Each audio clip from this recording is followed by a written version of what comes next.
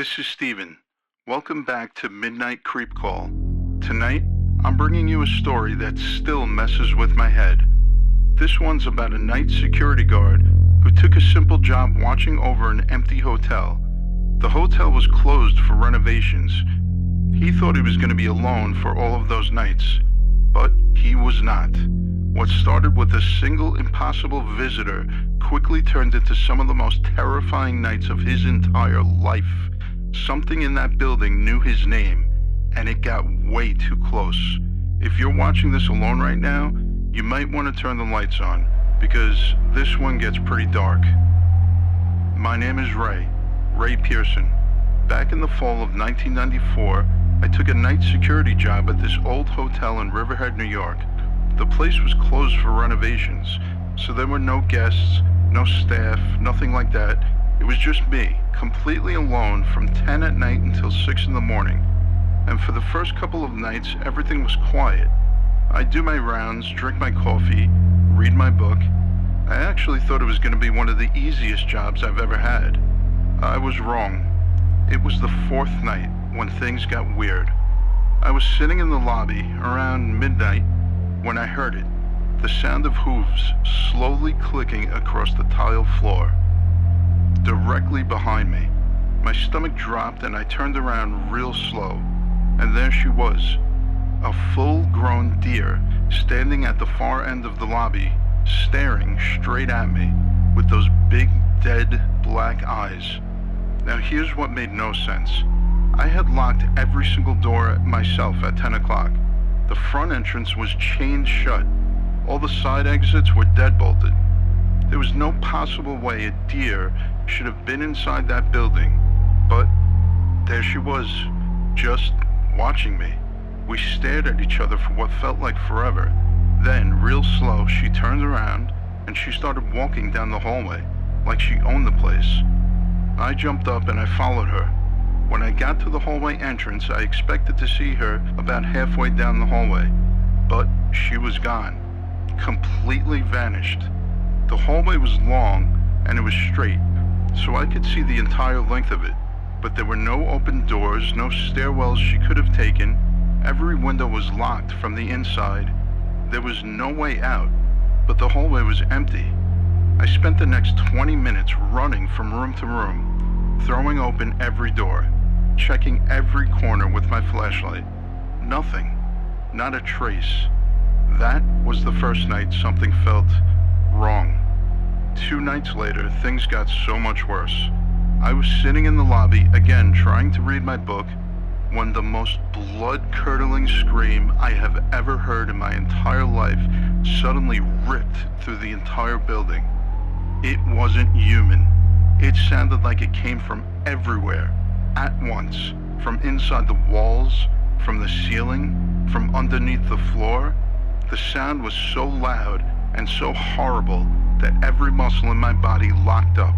I shot up out of my chair. My heart was pounding, and that's when I saw it. A large, dense ball of white smoke, perfectly round, floating about 3 feet off the ground. It wasn't drifting normal like smoke would do. It was moving with purpose, shooting straight across the lobby, directly toward me. I watched in pure terror as it reached the front glass, and it went straight through the glass like it wasn't even there. I was standing there frozen, trying to understand what the hell I just saw. That's when I felt it. Something was standing right behind me. I could feel its presence inches from the back of my head. Then it leaned in close to my ear, and it whispered my name, Ray. The voice was wet, intimate, evil. I didn't even scream. I didn't even run. I walked straight out of that hotel as fast as I could. I got in my car, I locked the doors, I started the engine, and I sat there shaking until the sun came up. But here's where it truly gets weird, and this is what broke me. The next morning I told my supervisor everything that had happened. The deer, the scream, the smoke, the voice, the whispering my name. He didn't laugh at me. He just got real quiet, and he told me the story of the bride who died in that hotel years earlier. You see, back in the mid-1980s, a young woman checked into that very same hotel. She was supposed to get married the following week. Everything was supposed to be perfect. But the day she arrived, she found out her fiancé had been cheating on her the entire time. She didn't scream, she didn't make a scene, she didn't cry in the lobby. She didn't even tell anybody what had happened. She just took her room key and she went upstairs and she locked the door behind her. Well, the next morning, housekeeping knocked on the door. There was no answer. They used their master key to get in, and there she was, lying in the bed in her full wedding dress, her hands folded neatly across her stomach. They were perfectly still. She was dead. The room was locked from the inside. There were no signs of a struggle. There were no pills. There were no weapons. There was no note. The coroner could not figure out how she actually died. It was like her heart just stopped.